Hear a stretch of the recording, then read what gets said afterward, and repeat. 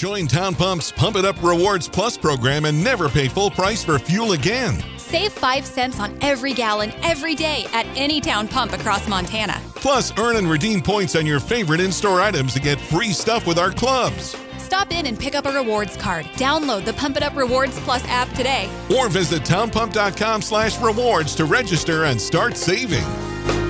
Town Pump. Right down the road. Pump it up. Oh, yeah. What do you think? Tough. Losing's never fun.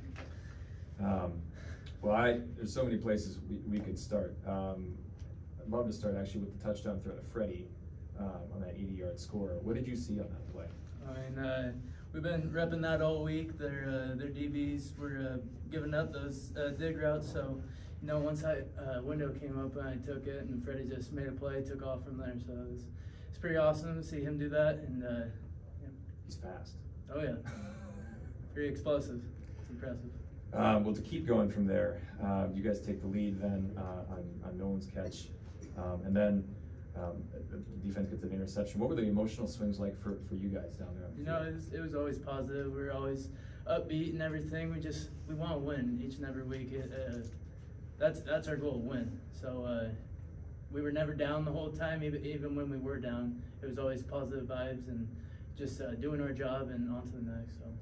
On Micah's fumble, can you talk us through what you did and how that play went from your perspective? You know, I dove in on the pile. I thought I had the ball when they blew it dead. The ref said second down, and then all of a sudden it's their ball. So it was kind of back and forth. Never want to leave it up into the ref's hands, but at the end of the day, we got to take care of the football.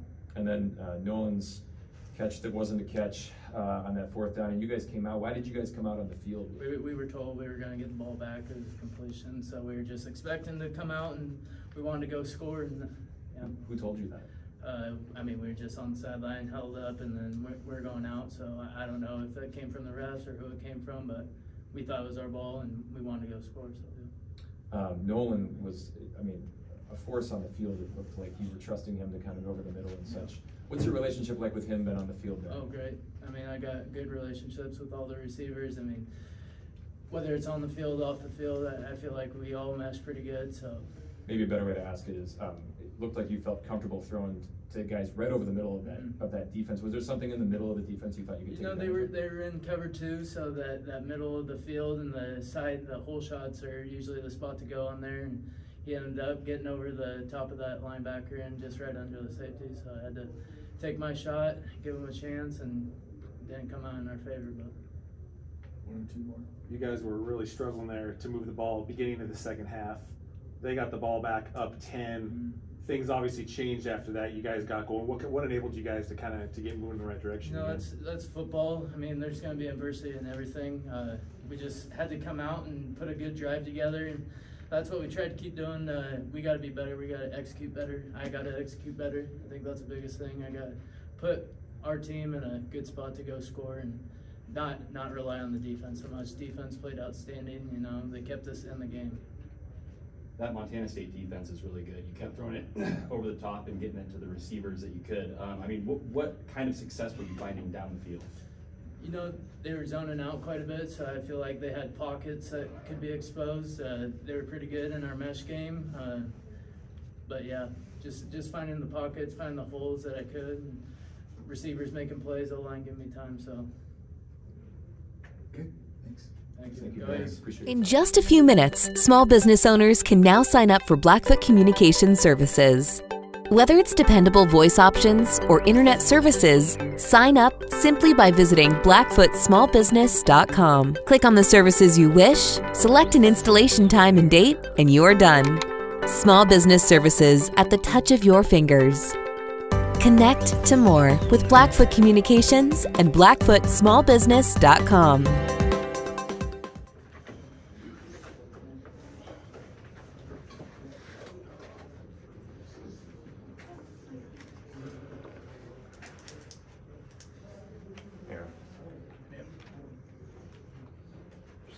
I'm good. Ready? Just go wait for it. Okay.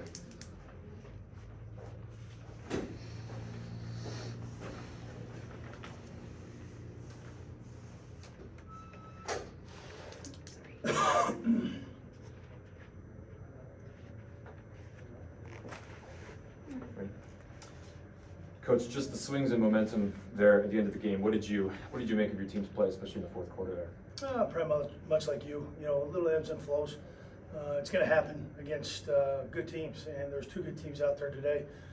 They just happen to get the better of us at the end. But at this university, the last 12 years, you lose the turnover battle.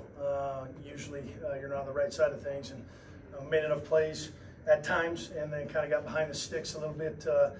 Bit late, time possession, obviously not in our favor. That's kind of the name of Montana State's game. A lot of stoppages, whether it's reviews, whether it's stoppages of play, penalties. It just, kind of the way the game was is kind of the game outside the game was.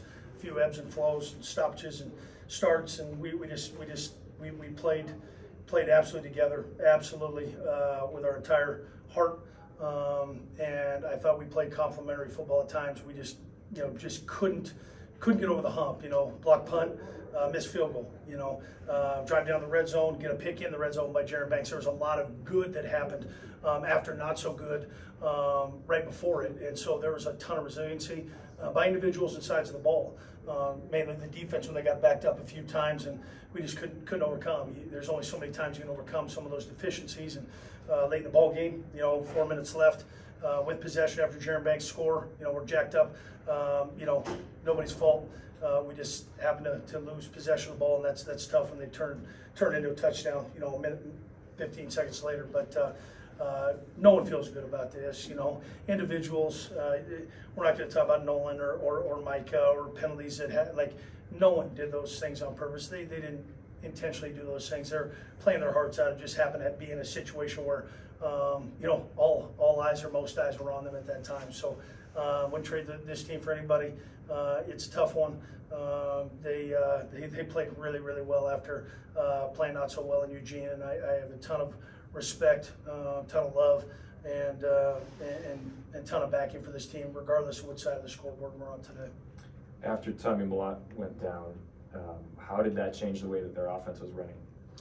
Well, first off, I hope Tommy's okay. I spoke with him coming out at halftime and asked him if he was okay. Legitimately, because that's the worst part about this game are injuries.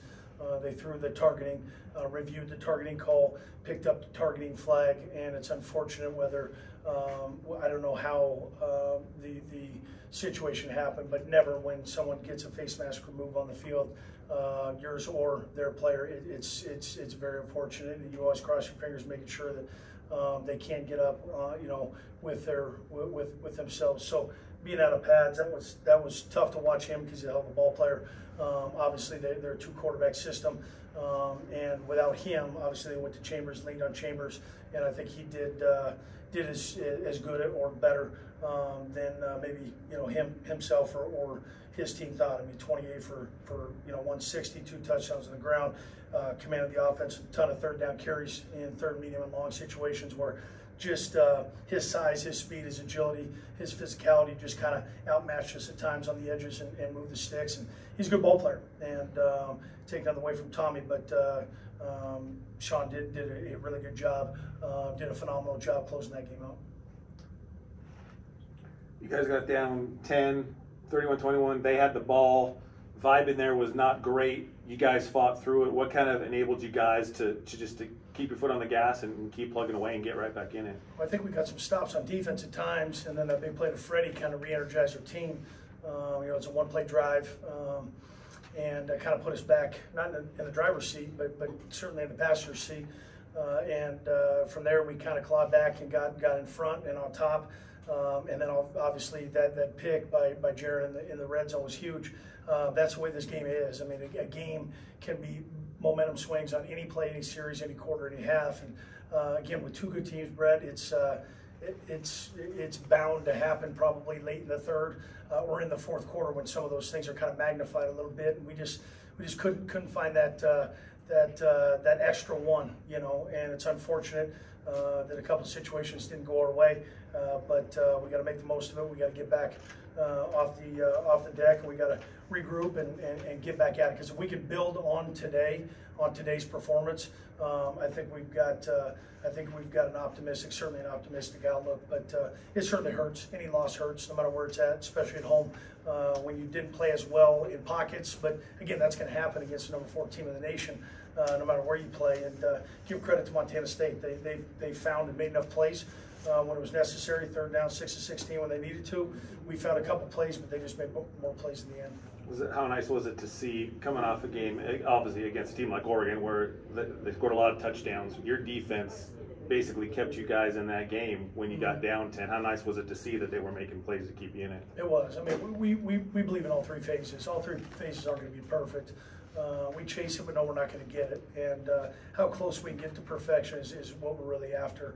But there's going to be pockets, there's going to be things that happen throughout the course of a game. We lost a couple guys during the game. They lost a couple guys during the game. It's next man up mentality. We can't worry about who we don't have. We're going to play and coach the guys we do have. But it's a balanced team or kind of the best teams. And so when we can lean on one side and then lean on the other, in 2 cases this year, we've been down in pockets and overcame the point deficit to be on top. And in one game we closed out, and this game we didn't close it out. So those moments will help us in the future. We got to build on those moments. Got to remember those moments and lean on those moments, because 2 of the 3 games have been kind of those moments throughout the course of 2 or 3 quarters, which we want those. We want those tough moments. The stakes are higher, the momentum swings are bigger, and we just, like I said, just couldn't quite get over the hump, couldn't quite get over the edge today in situations, red zone, 3rd down, on both sides of the ball, that we fell a little bit short. One more. Coach, what was the explanation you got from the official on that interception, fumble, whatever it was ruled? What was your view of, or what did the official tell you about it? I don't get into much. I heard the same thing you folks did, that it was signal first, Montana State interception. They looked at it, and then there was some talk about it. They found a few different looks, and it seemed like an eternity waiting out there with their defense out there, with our offense out there. So I don't know if somebody told the 22 people in the field that it was Eastern's ball, because their offense was on the bench, our defense was on the bench, our offense was out there, their defense was out there. Somehow, some way, there was a lot of nodding by the head official, and looked like he was going to take the headphones off a few different times. And it is what it is. You're in the hands of the replay official, and haven't had a chance to see it. Probably won't see the looks that he got at it. We'll just see the wide tie from ours. But you appreciate those officials doing their job and doing it well, whether it's in the 1st quarter or the 4th quarter. So that was in our hands too. That play was in our hands, and we've been able to move the sticks a time or 2 in the series before, and not turn the ball over. That situation never would have happened. So we controlled what we could have controlled, and we didn't do it as well as we would have liked. But situation was what it was. Still had 3 timeouts, still a chance to get the ball back, but they got 2 first downs to seal the game. Thanks, Coach. Thank you.